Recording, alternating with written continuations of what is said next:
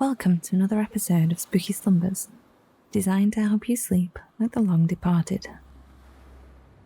Tonight we're visiting a haunted chocolate shop set in an English village.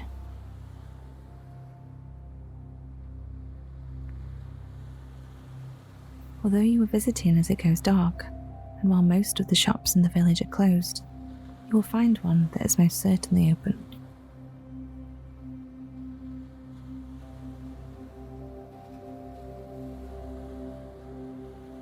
The people of the village always wonder how the chocolates of the chocolate shop are so delicious, even though nobody has ever seen any confectionery making going on.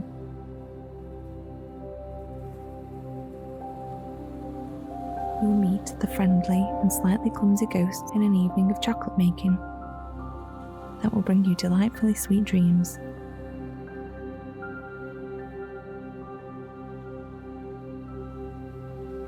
And you'll hear the story of how the haunted chocolate shop came to be.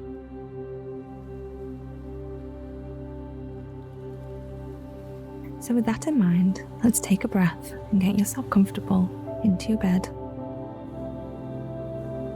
feeling the weight of your body sink down.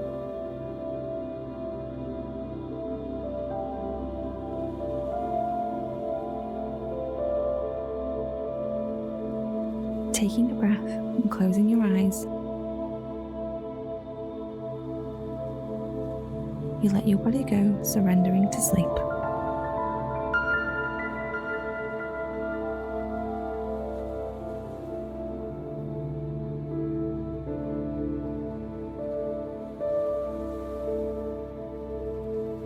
Knowing that there is nothing left for you to do today.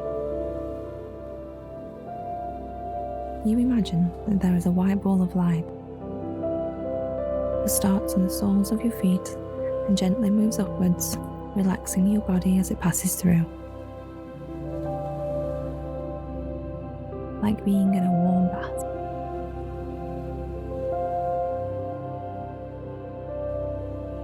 First your feet, then your legs, and your stomach, your chest and arms.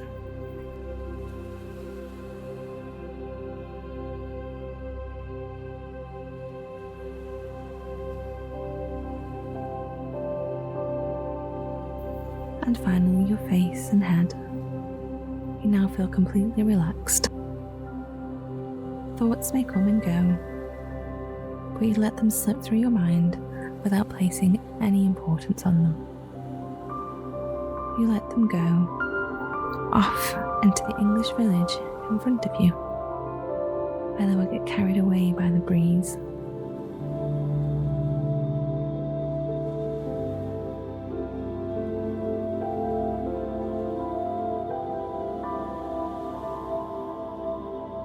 No need to chase them. As you slip deep into sleep, you notice that you find yourself in an English countryside village on a spring evening.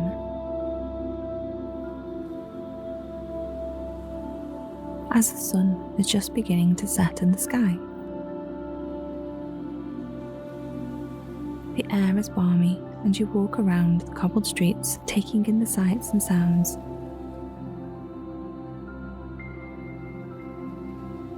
Even though the shops are closed for the evening, you'll quite happily glance through the shop windows and see what they have on offer. There is a village store which is bursting with leafy green vegetables, ripe red tomatoes, and purple grapes and plums. There is a post office with its bright red postbox, and a local pub next door which looks well over 100 years old.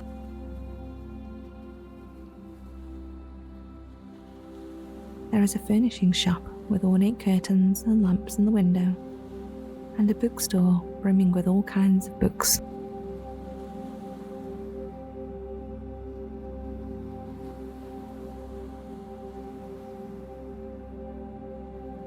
You think to yourself, it's a shame that it's closed. but as you walk a little bit further, you see a quaint chocolate shop that catches your attention.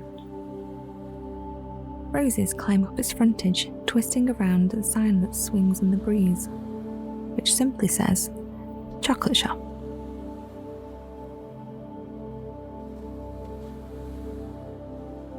At first, you think you see movement inside the shop. But this can't be the case, as all the lights are off and the sign on the door clearly says, "Closed." You look through the window to see an array of gleaming chocolates. There are truffles and pralines and florentines and fudges.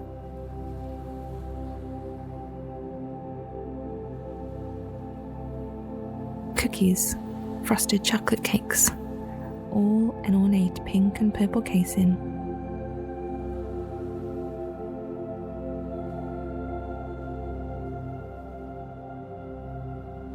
As the sun slips behind the horizon, the stars become bright in the midnight blue sky. From the corner of your eye, you think once again that you can see something moving in the back of the shop.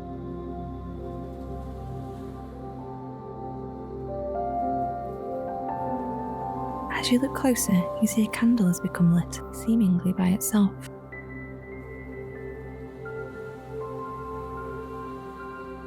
One after another, candles light around the chocolate shop, but there seems to be no one around. Instead of feeling unnerved by this, you are in fact intrigued. You go to the door of the chocolate shop and try the handle, wanting to know what is going on inside.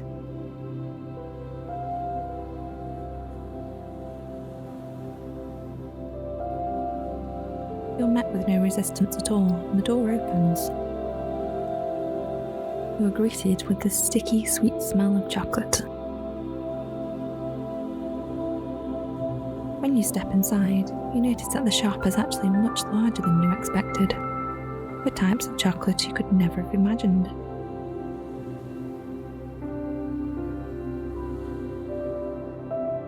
You're filled with the childlike wonder of sweet shop visits in years gone by.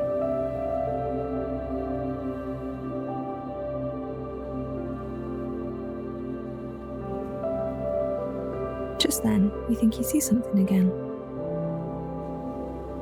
Movement of some kind, but you couldn't say exactly what. You ask out loud if anyone is there, and in that moment, some spirits come to view from all areas of the chocolate shop, some spilling out from cupboards, and some oozing out of the shadows. They don't seem too upset by your appearance at the shop.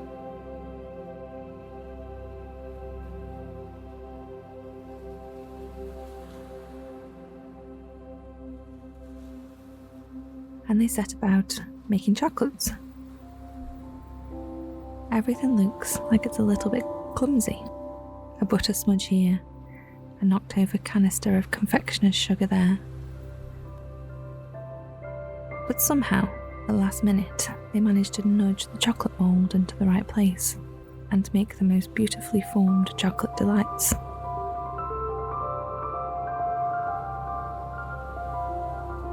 The spirits seem happy with their work. They are playful and having fun. You wonder why on earth a chocolate shop is filled with ghosts in the first place. The spirits, sensing your intrigue, begin to explain the story. They gesture you to a chair as you settle in.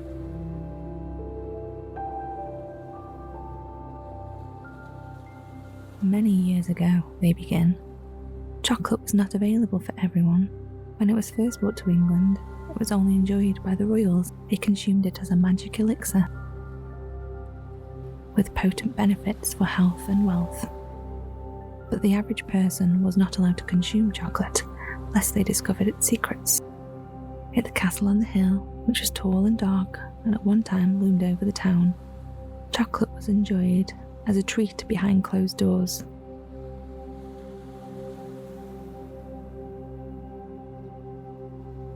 There was, however, a servant that prepared and served the chocolate in the castle, but he was told never to taste the chocolate, or a terrible fate would befall him. And for many years he made the chocolate. He made drinking chocolate, and chocolate bars, and chocolate truffles. And he served it to the royals at banquets, all while sticking to his word that he would never taste a single drop.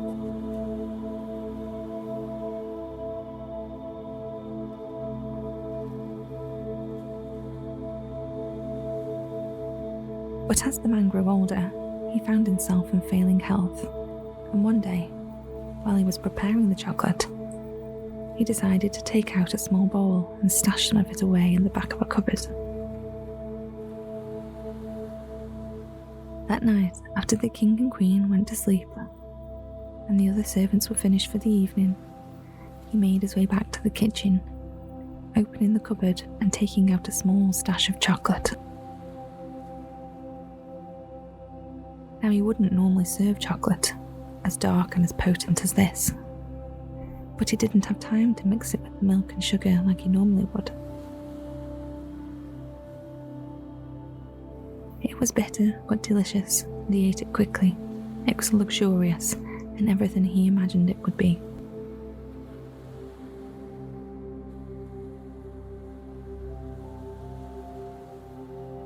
The following morning, he awoke and he had never felt better. His aches and pains were gone, and he was no longer in ill health. But that wasn't the only thing that happened to him. In the days that followed, he started to receive excellent luck.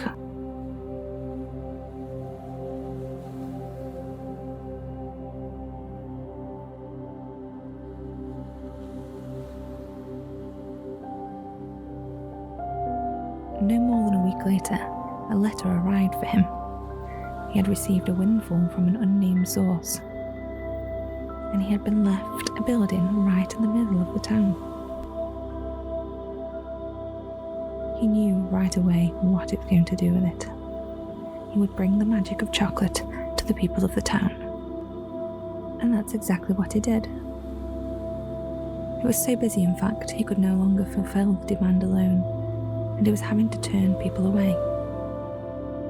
He would make chocolate from morning until dusk, and still could not fulfill the town's demand. As they became healed and received extraordinary luck, word got out, and people from miles around were coming to visit the chocolate shop.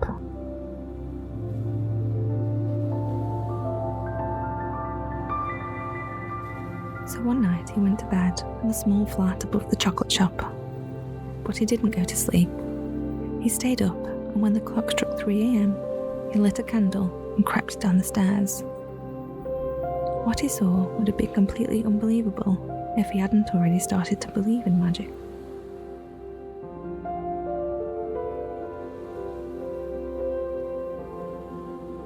They were ghosts making chocolate.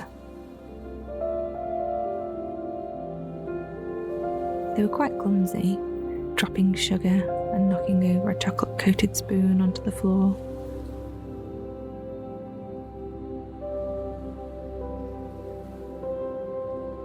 But they made beautiful chocolates, enough for the people of the town and for all of its visitors, and that's the way it's remained for over 100 years. Now you understand the story of how the haunted chocolate shop came to be. The spirits beckon you out of your chair, and one puts a fluffy white chef's hat onto your head and drapes a white cotton apron around you, handing you a mixing bowl.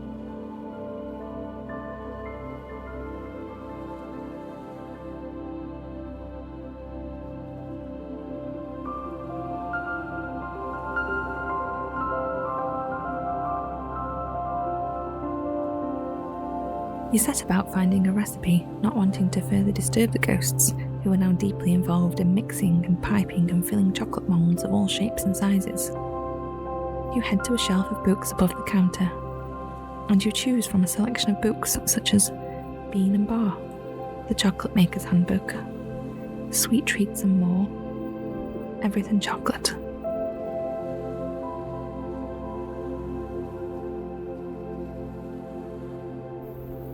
You see a book which looks more like a journal. It's full of notes, and many of the recipes are underlined. One page of it is dog-eared and covered in chocolate splodges.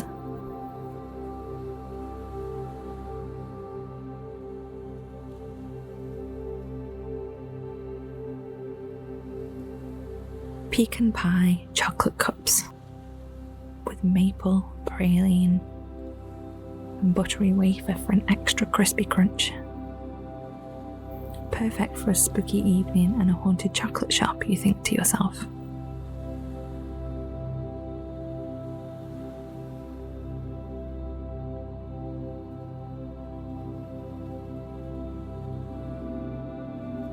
Now you've decided what you're going to make. The spirits help you to gather ingredients from all over the shop.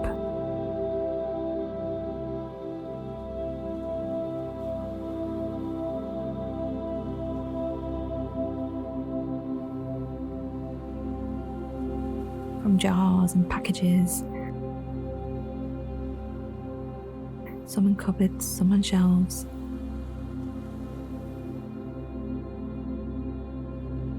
They hand you implements, and as you are mixing it all together to form a smooth chocolate, you start to understand how this could be magic after all.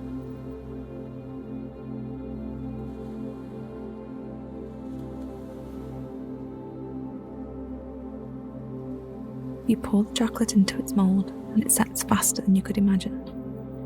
All that's left to do is to drizzle a small amount of caramel on the top, and then you can take a bite.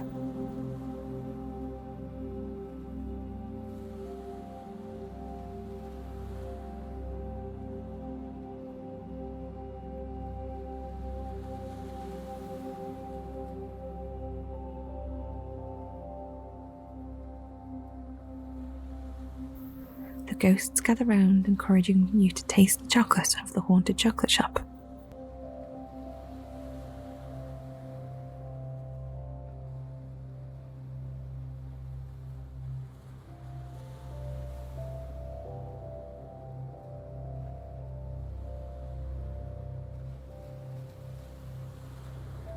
As you take a bite, the ghosts jump and spin around with delight, and it's the best thing you've ever tasted.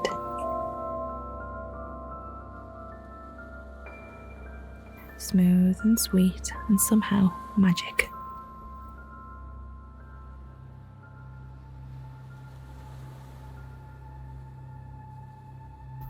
The ghosts are overjoyed and line up with different flavours and varieties for you to try.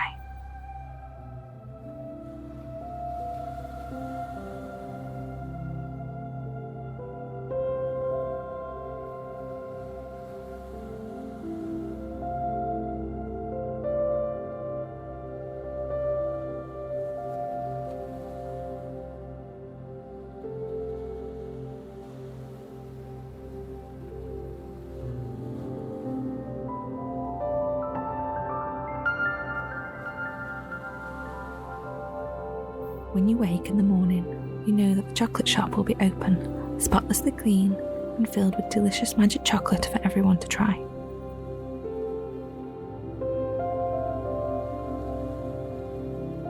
You also know that you'll be filled with magic. You'll wake feeling well rested, healed, and luck will be on its way to you. But for now, sleep, stay spooky, and we'll see you next time.